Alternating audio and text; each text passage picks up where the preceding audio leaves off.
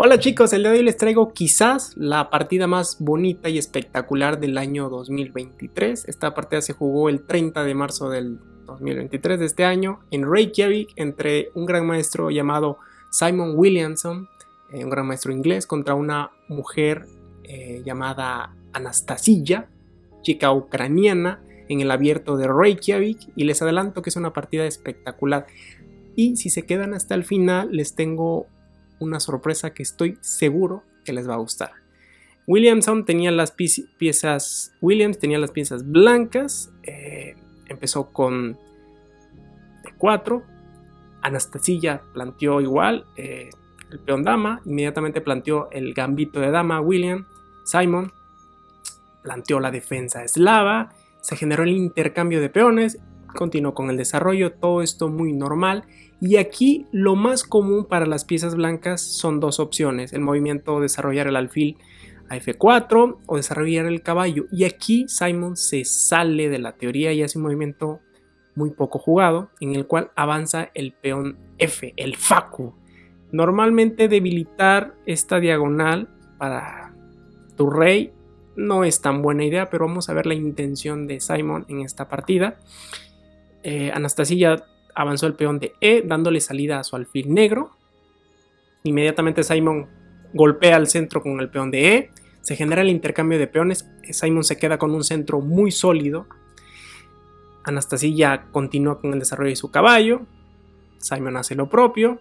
Anastasia inmediatamente lanza su alfil, generando una molesta clavada sobre ese caballo que se encuentra el rey detrás. Simon simplemente desarrolla su otro alfil, ya tiene preparado su enroque corto, y aquí Anastasia hace un movimiento quizás a primera vista una imprecisión, un movimiento un poco raro. ¿Por qué? Porque vuelve a mover ese alfil dos veces en la apertura, y esto se puede considerar una imprecisión, pero quizás la intención de Anastasia es darle paso al caballo para que el caballo dé un salto. Y aquí Anastasia empezó a sentir un poco de presión, porque creo que la gran mayoría que veamos esta posición podremos decir, bueno, ¿y por qué no se enrocó? Y ya empezaba a haber peligro en esta posición. Por ejemplo, si se hubiese enrocado, si se hubiera enrocado Anastasia en esta posición, hubiera venido inmediatamente un avance del peón E, y esto hubiera sido muy peligroso para Anastasia. Prácticamente ya tendría que abandonar la partida, porque a la hora de mover el caballo simplemente iba a venir un sacrificio de alfil. Lo mejor para el rey es tomar, inmediatamente vendría el caballo y la dama iban a rematar al rey, y el rey se encuentra completamente solo. Por eso se empezó a dar cuenta que había peligro en esa posición. Quizás quiso ganar un poquito de tiempo, colocar mejor a su alfil, etc. Simon continuó con su plan, simplemente echar a ese caballo que está defendiendo el escudo o el futuro enroque del rey. Se mueve a D5, Simon simplemente se enroca, y aquí Anastasia se quiere hacer la chistosita, se quiere hacer la golosa comiendo peones o capturando peón. Se come el caballo, Simon retoma con el peón, y en ese momento Anastasia gana un peón. Pero fíjense, pongan atención a los matices. El hecho de mover dos veces el alfil y luego volverlo a mover para capturar un peón son tiempos perdidos, que simplemente Simon aprovecha cada tiempo perdido que Anastasia pierde para ganar un peón, simplemente para colocar mejor sus piezas. Anastasia ya empieza a decir, ok, si no me enroco rápido, este tipo me va a vapulear. La intención con este avance del peón H es simplemente evitar todo tipo de sacrificios con el alfil blanco, todo tipo de clavadas, todo tipo de saltos. Parece que ahora es un poco más seguro enrocarse para Anastasia. Pero, hay un pero, Simon no va a evitar a toda costa que se enroque con el alfil en A3. Y aquí Anastasia encuentra un recurso muy interesante. Ok, si ese alfil es el que está impidiendo que yo me enroque, pues voy a obstaculizarlo. Voy a ponerle el alfil de C, se lo voy a colocar enfrente para ahora sí enrocarme. Pero Simon avanza, colocó la dama en A4. Permanece una molesta clavada sobre sobre el caballo y sigue manteniendo la presión sobre el rey. Y aquí viene un movimiento muy interesante. Pues dice Anastasia, ok, le voy a colocar la dama el alfil en la misma diagonal que la dama, y una vez que descubra el caballo se va a tener que marchar. Simon se come el peón de B7, ya empieza a entrar en séptima, una torre en séptima. Anastasia se come un peón y hace una descubierta a la dama de Simon. Y en esta posición seguramente Simon se dio cuenta, analizó la situación, se dio cuenta que el rey de Anastasia se encuentra en el centro y hizo un movimiento espectacular. Pónganle pausa al video, traten de decir cuál es el movimiento ganador en esta posición. Tómense unos segundos. El movimiento que hizo Simon, ¿qué hubieran hecho ustedes? ¿Mover la dama? ¿Sacrificar la dama por el alfil? ¿Comerse el caballo? ¿Qué hubieran hecho? El movimiento que hizo fue comerse el caballo con el otro caballo, ignorando la amenaza completamente de la dama. Obviamente Anastasia, como ya la hemos visto, es muy materialista. Si se lanzó por un peón, un par de peones, pues obviamente se iba a comer la dama. Pero pongan atención en la posición. La torre se encuentra en séptima, los alfiles de Simon se encuentran completamente abiertos. Las torres se encuentran apuntando a puntos críticos de la posición, y eso es clave en esta partida. Simon captura el peón de E6, prácticamente desnudando al rey de Anastasia, y tiene que tomar una decisión. Aquí, por decirles una opción, si se come el alfil se encuentra indefenso. Si por ejemplo si Anastasia se comía el alfil, fíjense el peligro de esta posición, porque simplemente vendría un jaque mate. La torre está siendo defendida por el alfil y ninguna de estas casillas puede moverse el rey de Anastasia por el caballo.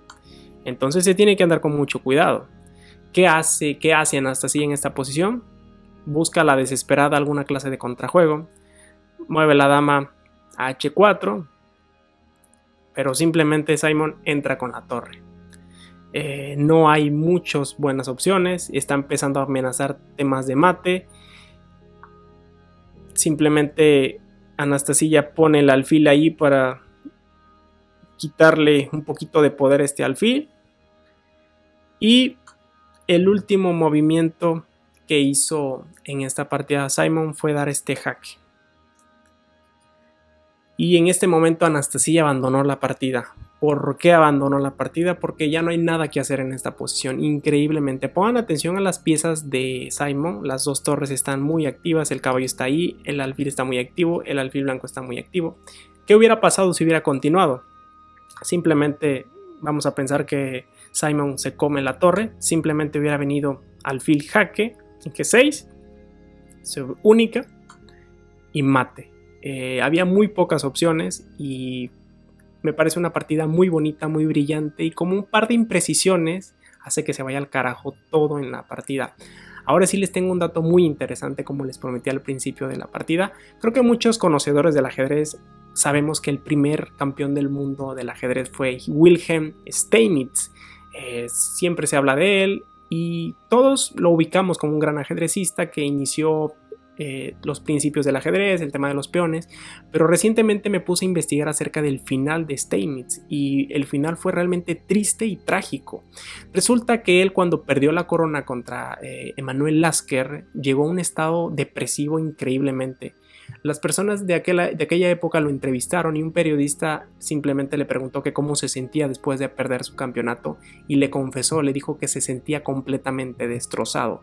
A lo largo de su vida, Steinitz pasó muchísimos problemas económicos más que nada, porque no podía vivir del ajedrez y él era su pasión, y tuvo muchísimos problemas, y la única cosa que lo mantenía cuerdo o siendo exitoso a pesar de sus problemas económicos era el ajedrez, y decía que ahora que había perdido lo único que lo hacía feliz y especial, entró en un estado depresivo increíble. Su familia, después de que perdió el match contra Emanuel Lasker, lo tuvo que internar en un hospital psiquiátrico por 47 días. Steinitz aseguraba que habían sido exagerados, que solamente él se encontraba nervioso por haber perdido la corona, pero que él estaba muy bien. Conforme fueron pasando las semanas, Steinitz empezó a pasar horas enteras en una habitación completamente solo. Sus familiares empezaron a dar cuenta que empezaba a hablar solo, con un extraño comportamiento, y él aseguraba que hablaba con las personas de una manera telepática, como con electricidad o algo por el estilo, y que él se comunicaba con otros amigos de él en Europa. Sus familiares empezaron a preocuparse evidentemente acerca de él.